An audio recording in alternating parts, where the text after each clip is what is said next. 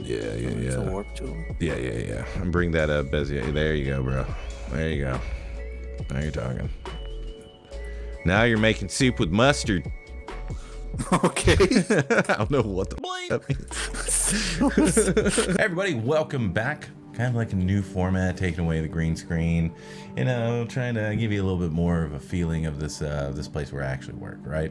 But I just want to let y'all know that this channel now is just totally dedicated to helping you improve, right? To making sure you're taking those next steps without taking any of the missteps that I've been taking or have taken in the last like 13 years of ZBrushing and getting client work and presenting work and all that. So if you ever have any questions, just write them down in the comments below and I'll get to them if I can. But one thing I will definitely want to call out for is I would love to have work from the ZBho fans and the ZBho Dojo to start off each stream with. So I'm gonna start streaming once to twice a week, and I would love to start off with some of your artwork that I would have the honor of critiquing, and hopefully we can take it to that next level. So definitely join the ZBho Discord. All the links are in the description down below. So in this video, we're going to be looking at 3 tips in 3 minutes to help your lighting and presentation for your characters. But before we do, let's thank our sponsor, XMDacademy.com.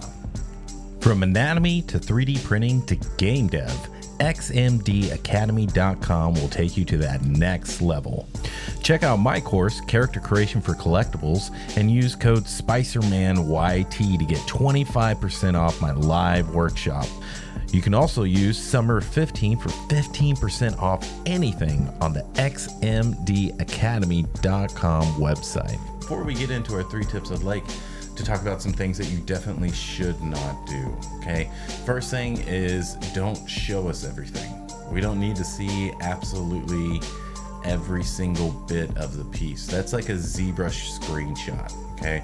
What we're trying to do is we're trying to present work in a way that is going to allow the viewer to stay there for just a little bit longer than they would anyone else's work.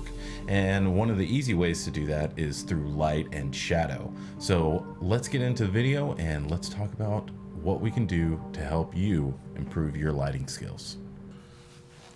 Alrighty, so first on the 3 tips is lighting methods. Now there's plenty of places that you can find these methods. In my ArtStation tutorial, I show you what they are, and then I also show you how to set them up in KeyShot extremely quickly. The 3 main ones would be Rembrandt, Paramount, and split lighting. If you can master those 3 basic lighting setups, your renders are going to take a next step just right there. If you add in bounce cards, if you are able to use a real renderer like a KeyShot or Blender or Cycles or V-Ray or whatever it is, and you start utilizing bounce cards, it's really going to give you that photography touch. The next tip that I would give you is one that was given to me by Frederick Lynn. He sent me this site and he told me not to share it with anybody, but I gotta share it with y'all in the dojo. I got to. It's Strohbox.com.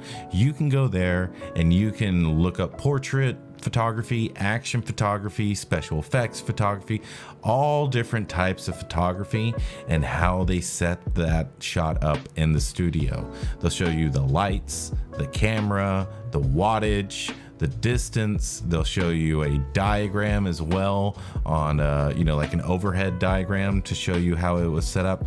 An extremely valuable tool if you're trying to start learning the numbers and the names and all that stuff and start getting a little bit more deeper into photography and lighting. I can't recommend this site enough. Next tip would be to watch your favorite movie again.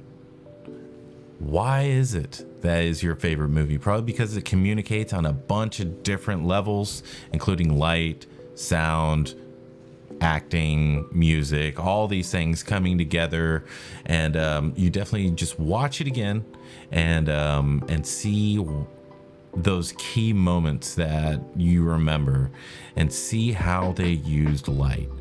See how if it's a comedy movie, see if there's a point in the movie where they use light to tell a joke. Right? There's so many examples. Joker lately, whenever he's opening the door and we find out that his relationship was all well, I don't want to spoil it, but that moment where he opens the door and he's looking in is just so creepy, and we didn't see everything. We saw shadows and highlights. All right, everybody, I hope you enjoyed that video. I hope you found some, at least 3 tips in there to help you take your lighting to the next level. If you're interested in taking the next step and using KeyShot, I have a tutorial right now. It's available on ArtStation. You can use the code SpicermanYT to get $2 off. 3 tips, 3 minutes, $3.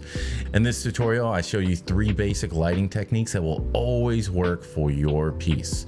Also, I show you my ZBrush to KeyShot workflow, my KeyShot to Photoshop workflow, and then I show you how to use Photoshop to composite everything together and make it look nice and sexy. All right, so I hope you pick up that tutorial, and if you want to take even a further step, go to xmdacademy.com. Right now we have around 20 days left for the 10-week character course workshop. That's one-on-one, that's individual instruction, critiques, like over almost 80 videos and growing.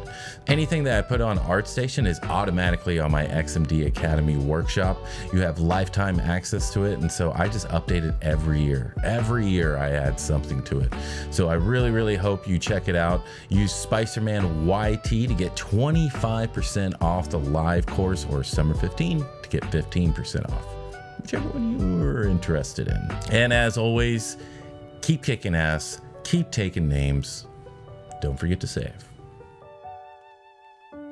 your work. And again, I would love there's